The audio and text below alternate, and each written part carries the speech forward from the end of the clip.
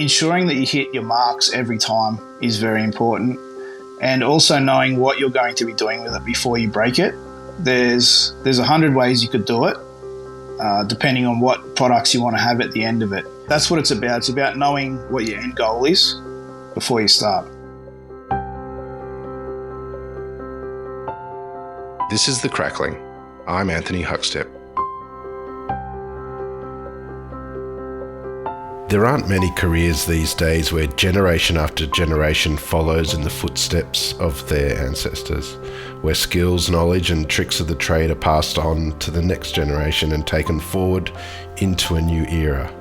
But for third generation butcher Craig Munro, it's what lured him in. Craig, how are you? Very well, thanks. Thanks for having me on. It's awesome to get you on the show. Third generation butcher. That's pretty amazing. Tell us a little bit about that. What's that been like? Yeah, I'm actually very, very fortunate to have been able to learn and work alongside both my grandfather and my father in the shop at the same time. The same shop that I'm currently in now, actually. So I remember those early days when, because in the shopping centre that we're at, there's actually a daycare centre right behind, or a preschool. So those early days, I remember getting up in the morning in the dark before the sun's come up with my father, and he'd take me out and in the little meat wagon, and he'd drop me off at the daycare, and he'd come and grab me at the end of the day. And the daycare used to close a little bit earlier than what the shop did, so I'd go in there and I'd sweep up and I'd take the rubbish out and a few little bits and bobs, and I'd have my little frankfurters payment on the way home. That's amazing. What was it like sort of having your father and your grandfather there as mentors? Did it also have its challenges given the relationship that you had as well? Yes and no. I mean, one of the best things about it is being able to listen and learn from two different generations.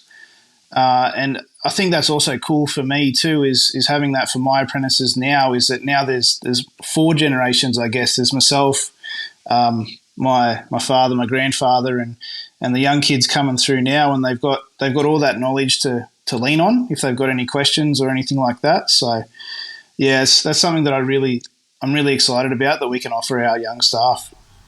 With that sort of generational change as well, has there been sort of evolution or changes within butchery, that you've seen from your grandfather to sort of what you do?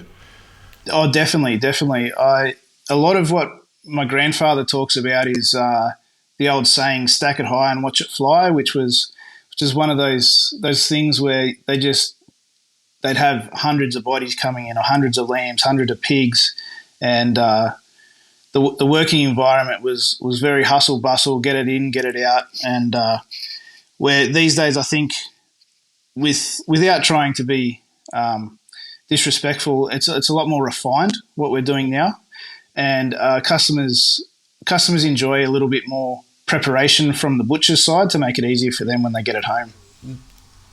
Was there ever sort of a time that you thought, butchery wasn't for you, or do you feel like it was always sort of something that you were going to do? I always thought it was something I was going to do, but my dad and mum really, really didn't.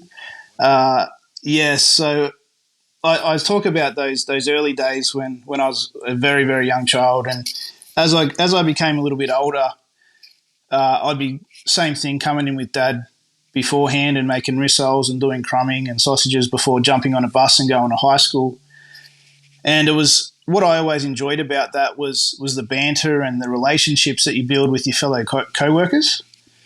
And I really enjoyed that, and having that sort of, family spirit within the store.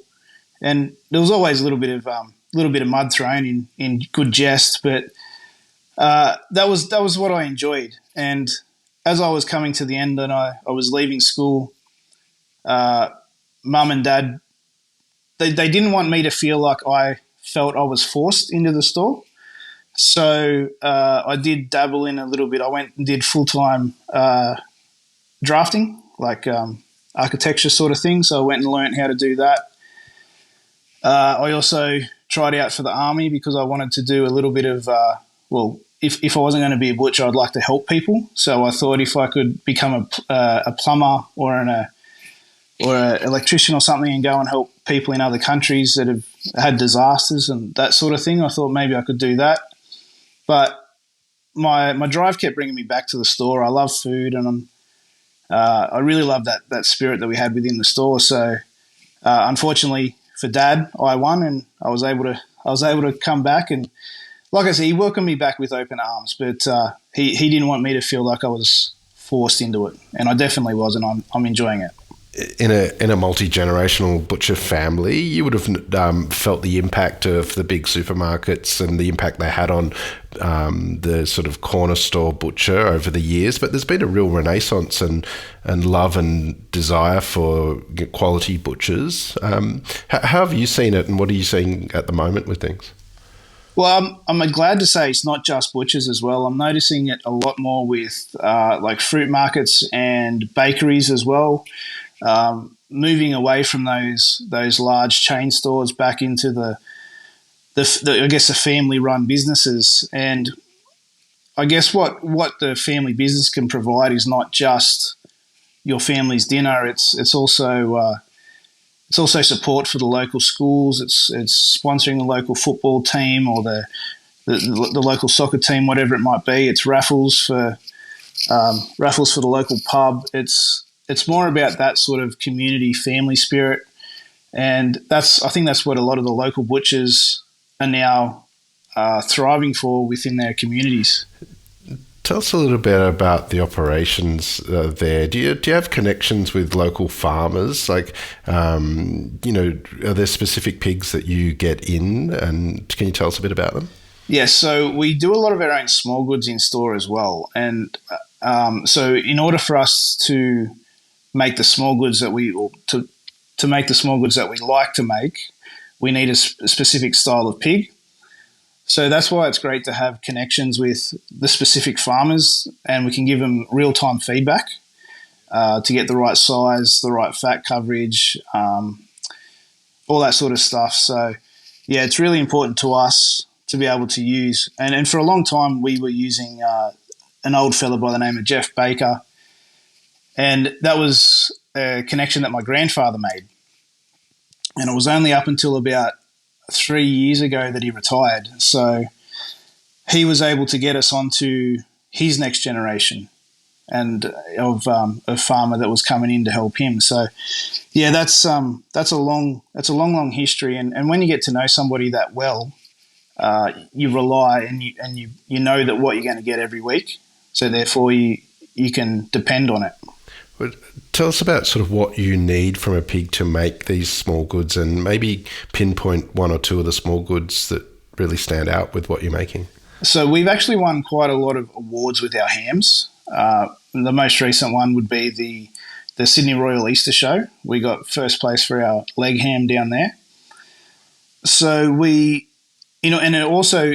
it's not just about making it good for the judges. It's also about making it, I guess, the right size and compatible for the consumer. So they can't be too big, they can't be too fatty. So we like to use a 60 kilo pig, 30 kilo halves. So that gives us the size of leg that we're after to make the leg nice and affordable for the customer when they come in as well. So they're not too sizey. You've been involved in lots of different sort of competitions and travelled the world, and tell us about that and what's been some of the sort of real highlights for you in that regard. So I'm actually very fortunate that a crazy butcher by the name of Shannon Walker walked into our shop one day. I think it would have been late 2015, early 2016, to let me know about this new smoking competition that was coming out called Meat Stock. He convinced me to join up and to sign up for that very, very first one. It was a 40-degree day in the middle of February. We were given a side of saddle of pork and a half lamb, and we were given 30 minutes to present whatever we wanted in. And I think I was about 24 or 25, and I was quite confident within myself, a cocky young fella like most young fellas are. And I turned up on that day very confident in my own abilities. And after that 30 minutes on stage with just sweat dripping off me, after that heat, I realised that I was nowhere that I needed to be if I was going to be doing competitions. I actually came dead last. I looked around at all these other butchers and I could see my own shortcomings, but I also had that drive in me to want to get there.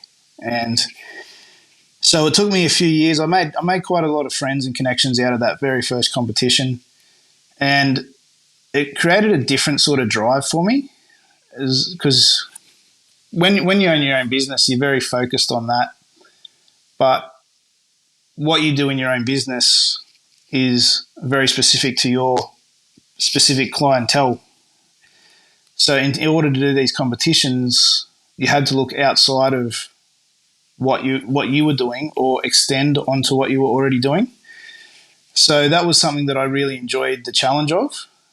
So I was very fortunate to do the following year, which was 2017. I went to New Zealand, down to Melbourne and back to Sydney to do those 3 competitions again. Very lucky to pull out with, I think I got a 5th trophy. But once again, it was about the friendships that I made and the things I learnt along the way. So, yeah, I'd suggest to any young butchers, just pop your head into one of those competition scenes, because it's not a competition in the fact that the other butchers aren't going to look down on you. They all want to help you. And I think that's the best thing about those sorts of things. What was it like for you when you eventually took some of those titles? To be honest, it was a bit of a relief. I had put so much effort and stress on myself. So the very first competition I did was in 2016, and I had my first win in 2019. So that was a lot of work to get me to where I wanted to be. And with all that work came a lot of friends and guys that I still speak to today. And it's also been, I've been able to travel the world a little bit because of those friendships and that knowledge I've learnt. So I'm very, very fortunate. What sort of impact did that sort of knowledge and sort of taking yourself to that level, what sort of impact did that have on the butcher back home in the business? It's actually helped our store grow. I guess when you're in your own store, you can have the blinkers on as well and not realize what else is out there. And being that third generation butcher, having only worked in the one butcher shop, having only experienced what we have always done, it was good to get out there and learn something new. Tell me about sort of butchering the whole pig. Do you remember the first time that you had to butcher a whole pig and what it was like? Yeah, I definitely do. It was the first time, that's the first thing we learned to break in our store. And this is still the same now with our apprentices. The reason why it's the first thing we learn to break is because it's a mid-sized animal. It's obviously not the biggest, not the smallest, but it's got everything you need in terms of the joints to get through. They're big enough for you to be able to see it, and even a rookie could, once you tell them that's where the knife goes, that's where the knife goes, and it's a cheaper meat to kind of learn on, I guess. So if there's a mistake made, then it goes into your frankfurts, or there's other ways that you can utilize it in order to not waste it. And that's the greatest thing about pork, I think, is that the utilization factor is 100%. Take us through butchering a whole pig. Is it, what's really important to make sure that you utilize everything? Well, going back to that, so ensuring that you hit your marks every time is very important, and also knowing what you're going to be doing with it before you break it.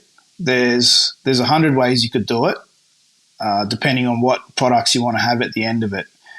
So we might have half of our pigs on a particular week is for bacons and ham and things like that, where the other half are purely for chops and that sort of thing. So that's what it's about. It's about knowing what your what your end goal is before you start.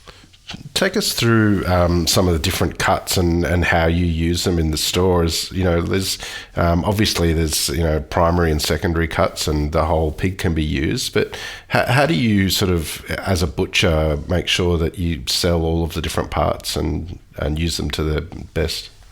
So with what we have in our store, we do a lot of barbecue smoking with that craze that came through, that trend that came through. So a lot of the shoulder region becomes Boston butts. Then we can also get the pork necks out of there, which are also great for chopped pork and pulled pork. We then do quite a few St. Louis ribs, which the smokers love. And then the legs, every leg we turn into ham because we have a little deli section in our store as well, so we do a lot of sliced ham as well for that. And then obviously you got your bellies and your pork chops, and we do quite a lot of crumbed pork cutlets. So that's a great way to utilize and also monetize a bit more with the crumb, the weight of the crumb and the batter on the scales. Tell us about some of the more creative sort of things that you're making, at your butcher in regards to pork, to sort of make things interesting at home for people. So my favourite thing when I'm doing, value adding pork is the pork neck. And one of the things that we came up with, it was a product that we were working on for the Australian butcher team out at when we travelled to Sacramento, and it didn't quite make the cut for the competition because we thought it was maybe a little too basic. But it's actually the pork neck wrapped in its own fat, I guess. So you take the back fat off and wrap it around the outside, almost like a mignon. And the rib bone that pops out of that forequarter, you put it back in there. So it's kind of like, I think we call it a pork hi-hat or something like that for the competition, but it never made it because we had a lot more creative things for the competition. But it's a really, really good meal for home because all that pork fat melts through and keeps it nice and moist. It's just an easy one portion per person thing that you can just pop in the oven and have your veggies and baste your veggies with that pork fat as it melts. Tell us a bit about this creative process. How important is sort of your ability to cook and in the sort of creative process, and also within the discussions of sharing tips and knowledge to your customers as well? Well, my partner's my girlfriend's a chef, so we kind of fell in love over food and movies. So a lot of our conversations are focused around food. She works in the store with us as well. So we do focus on different flavors. She's got the eye for detail as well. So I'll come up with the crazy, like the Mad Hatter idea, and we'll work on it together. And she'll make it look pretty, and I'll make it work, sort of thing. So it's a team combination when it comes to those sorts of things. A bit earlier, you mentioned how versatile the pig is, and that when you are butchering it, you can always use parts for things like sausages and stuff like that. But sausages are pretty special things when you get it right. What do you do to make great sausages? Well, I guess it's all about the process. A lot of butchers rush through it and have the opinion of they're only sausages, when for a lot of people, well, for us in particular, sausages are a way to value add. So you can add a lot of flavour into your sausage mix, and it can be a gateway for people who are, I guess, a little bit standoffish with your value added products, that you can hand them a sausage that might have a Vietnamese flavour or a flavour that they don't like, so to speak. But a sausage is that easy way in, and once they've tried it, then you can say, well, if you like that, here is another option with those same flavor profiles or whatnot. So I think that's the way that we like to use our sausages is a gateway or a foot in the door for those sorts of people that are a little bit scared to try something new. You mentioned the amazing part about being a third generation butcher is the knowledge that's transferred down from generation to generation and how different the perspectives are as well. But are there pressures on you given that sort of history with what you're doing and moving forward? I guess internal pressures for my own self, I guess, but my parents and my grandparents have never put that pressure on me. I still have conversations with both my father and my grandfather about different things, and what is really good about it is, like, so recently we've had the inflation and the interest rates and everything like that going up, and just being able to have that conversation and sort of having it not quite worried, but I guess a little bit concerned about what the future might hold, and being able to talk to Dad and Pop about it and saying, oh, well, that happened in 91 or that happened in whatever. And it's the same thing, but these are the strategies, and these are the ways that we can make it work until things get better or whatever it might have been. And I guess having that knowledge there, that ear to listen to is very, very special, and I really appreciate it.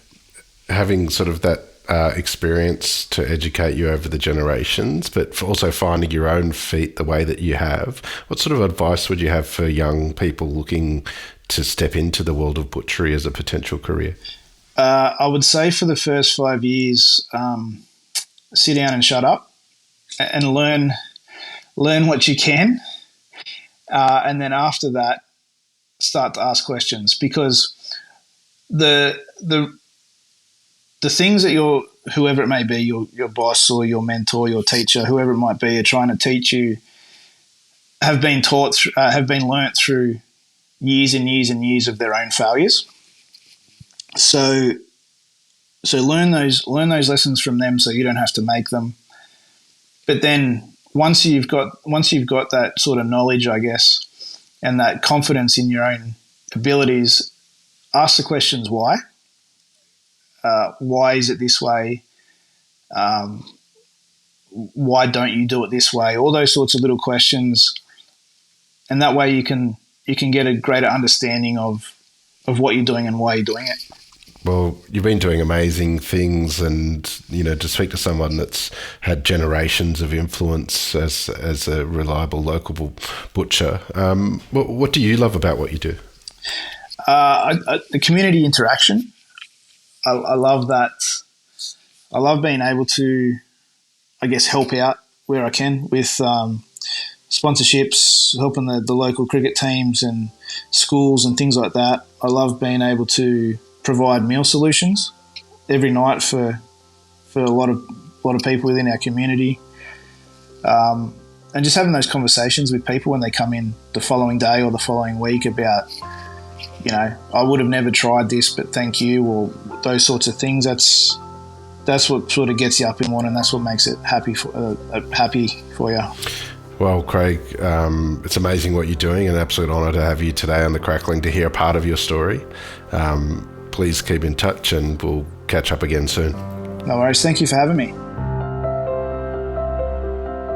This is The Crackling, a Deep in the Weeds production in partnership with PorkStar. I'm Anthony Huckstep. Stay tuned as we catch up with some of Australia's best chefs and pork producers to discover what makes Australian pork so special.